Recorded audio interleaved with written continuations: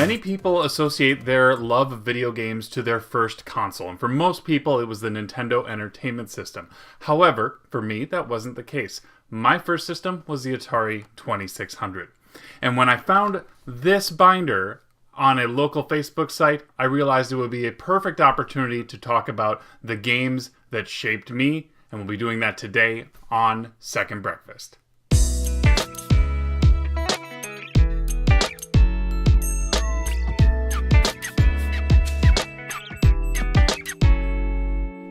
Hello there, I am Musty Hobbit, and there's nothing that a Hobbit loves more than another helping of Second Breakfast, so welcome back. Today we are going to fill this binder.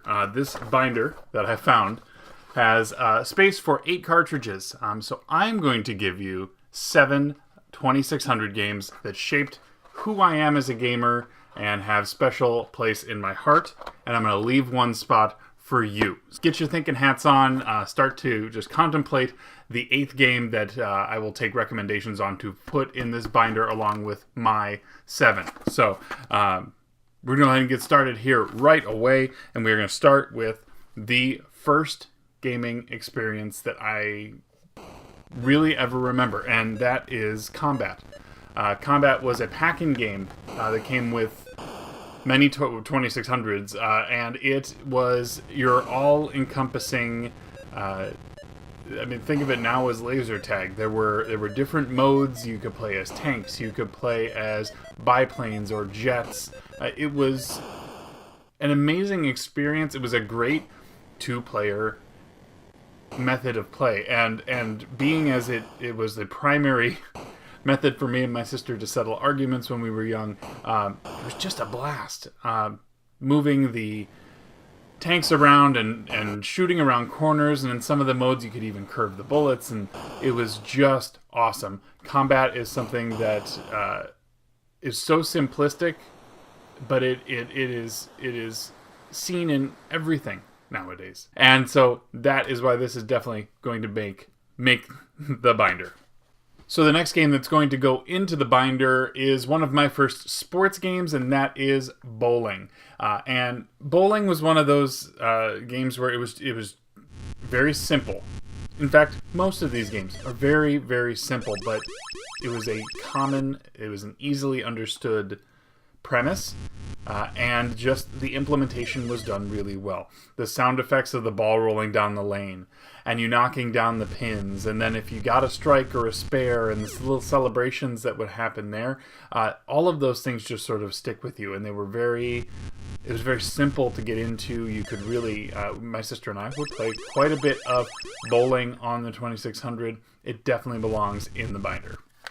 So the next game that's going into the binder is originally an arcade title that was ported to the 2600, and that is Space Invaders. This version, feel like, gives the level of tension that you need in a game.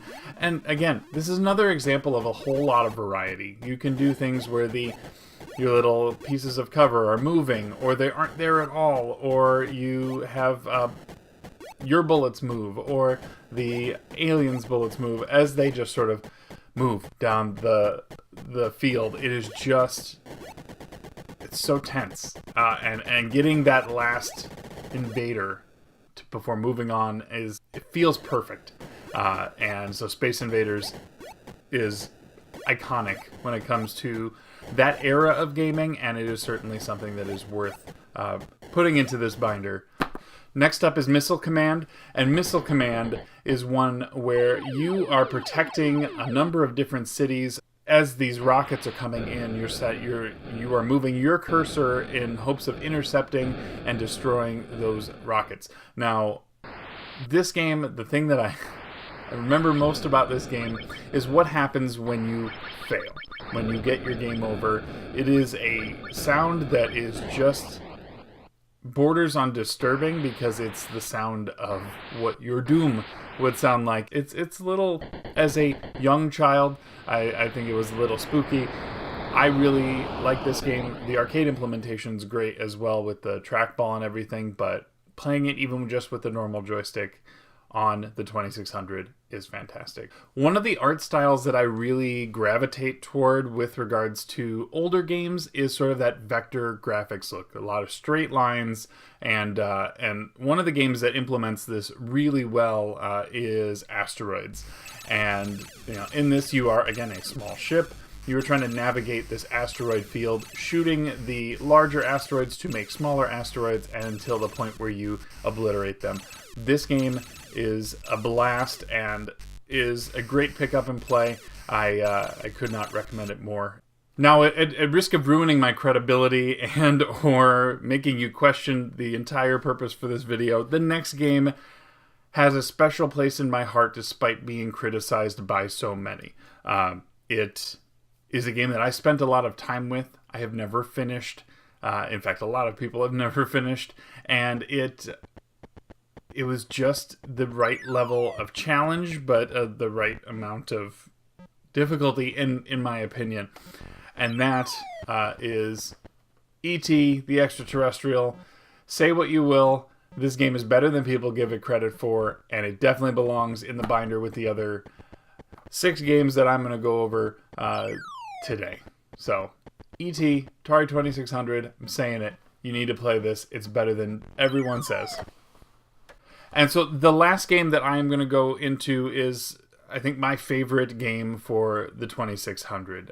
It is a side-scrolling shooter, which kind of, I think, especially in the 8-bit era, I kind of dug that type of, Life Force type of space shooter, and this kind of fulfills that. It may have started it. The artwork on this also is fantastic, as is the artwork on a lot of these titles. The Atari, just in general, did a lot with their label art, their box art, that we just didn't necessarily carry forward. And some of the art, especially this one, I really, really like. And this is Defender.